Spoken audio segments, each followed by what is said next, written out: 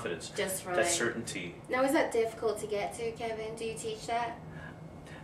I don't know. It's a hard thing to teach. You know, it's easier to take somebody's behavior, yeah, and shape their behavior. Like, you know, my son, he's a very confident person, but he's watching me all the time on TV and stuff like that. So he just assumes that if he's extremely confident, that everybody will like him. But that's not the case. Yeah. You know, you're 12. Get your feelings hurt like that. That's it. Yeah. So but confidence is important for men and women, and not to be overconfident, not to be arrogant. And when it comes to making a decision, don't be wishy-washy. Just pick something and go do it, right? Now, is persuasion manipulation? Is it a bad thing? Should we be afraid? Yeah, I don't know. You know, people ask me all the time, are you persuading me or manipulating me? And the best answer is yes, because if you think about it, persuasion to me is a good thing, and coercion is a bad thing. Okay, so manipulation and persuasion. So does a doctor cut open bodies? Sounds like a really evil, hard, isn't it? bad thing, right? Hard. But the fact is if the doctor doesn't cut open bodies, people still have cancer. So if my 12-year-old is out in the street over there, and I go, Mark, I would deeply care if you would think about getting off of the street because there's a car coming, and I'd like to show you all the options that are possible. Splat. Okay, he's not going to like that option later. He wants me to go, Mark, this side of the road, now. Okay, that's persuasive. It's manipulative. It's intentional. And I am an intentional person. I mean, if I want something, every communication that we have is intentional. You know, I love you. That has a message. It says, I'm persuading you about something. I want a piece of information in return. Okay? Do you know that? Do you accept it? Do you believe it? Do you understand it? Right. And did I hear it back? You know, and so all those things, right? Or, are you hungry? That sort of says, like, would you like to make dinner? You know? Or would you like to go out to eat, right? And so all the things that we do are persuading. They're all the communications are. And manipulation, if you want to look at it, I look at manipulation and persuasion as the same thing. But coercion, though, on the other hand, is different. That's where you've got the person over here and you go, that new car, you don't have the money, but you'll feel so much better if you buy that car. See, now you move to coercion, and now you've taken a lever and used a person that they don't have the ability to do something, but you're forcing them almost emotionally. And it just doesn't feel good, does it? You kind of feel something, and you may not know what. You can tell when people don't have your best interest at heart. And you can't ever be right about everything. You don't always know what's best for the person, but your job as a person is to care about people and go, you know what, I want that person, and I do, I want that person to have a great day, a great life. You know, I want them to be happy. Because when you get to age 85 and you look back, if you get there, you go, I regret that I didn't do these things. And so I really want people to move it along. Let's move it along, guys, because there's a lot that you're going to regret that you didn't do when you're 85. And so if you've been in the hamster wheel at that job over there for 40 years and you're going, gee, you know, it's 40 years and I retired in 4 years. Jesus, you could be dead in 4 years, okay? So it's like, you know, think about it. Do you really want to get the retirement? Is that, maybe that is the most important thing, but maybe not. And so I like to poke people and move them along. You know, there's more than one thing to be interested in life. Yeah, absolutely. So. You've written some interesting books. You've written books about being happy. You've written books about tinnitus. You've written books about persuasion, and you've written books, co-authored books with tons and tons of amazing people. But I get the feeling that you're really living life vicariously. You're just flying through life and taking all of your opportunities, and I love that. But I wanted to ask you, how important is fear in your work?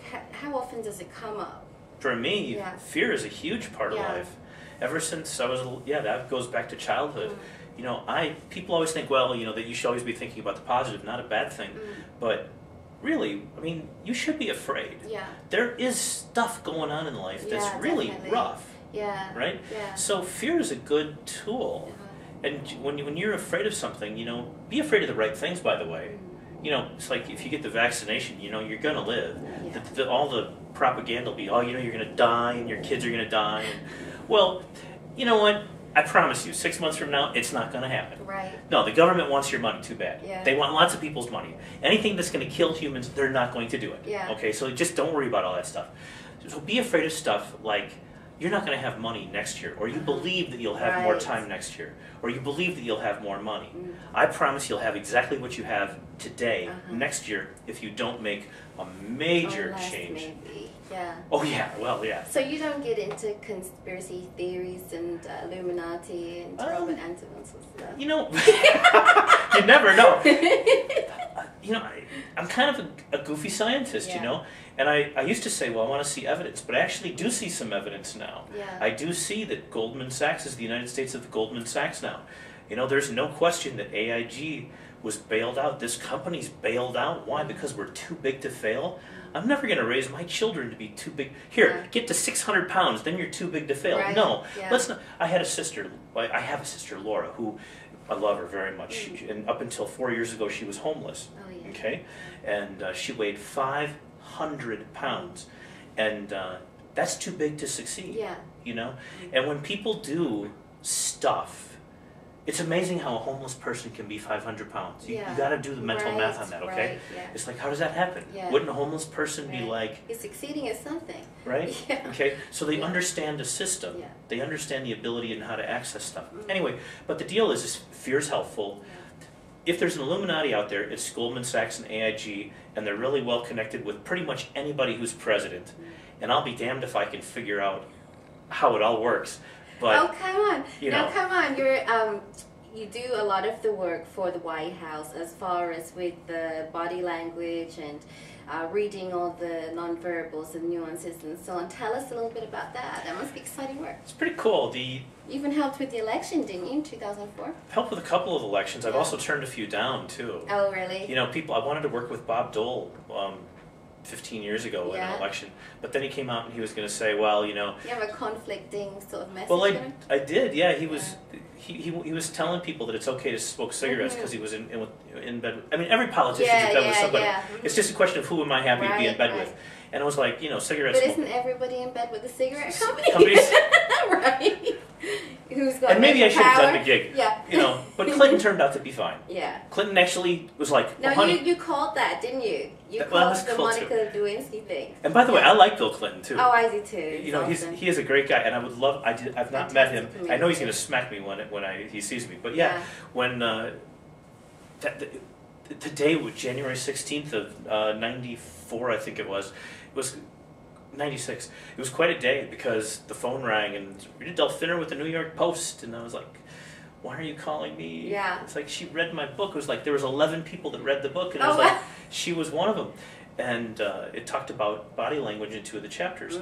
So she said, I'd like to have your opinion about what the President of the United States is going to say about, you know, Monica Lewinsky. Right. Well, he already had Paula Jones. And he was married to Hillary, who at the time was... Yeah. Oh, so good Lord. Yeah. So, and I was like, I hope he did. You know, that was basically where I was at. And, right. And so I watched him, and I finally figured out, it's a long story, but basically it came down to how he was using his hands. Yeah. And it turned out I was almost positive that he was not being forthright. Yeah. I also felt like it wasn't his job to tell people what the hell he did with Monica Lewinsky. Yeah. You know, but I kept thinking, this is going to sell books. Yeah, definitely. Right? Now, can I ask you, in body language, is it, what exactly are we looking for? Are we looking for incongruences? Does it always mean, you know, when you touch your nose you're lying or something like, give us a little background. Well, touching your nose is an interesting thing. When you touch your nose or right in here, anywhere like in here, when you get nervous or anxious, blood flows to your face. And here's the deal. At any day, of any time of the day, just put a little like message note on the refrigerator. Say, be totally still for 1 minute. And notice where you itch.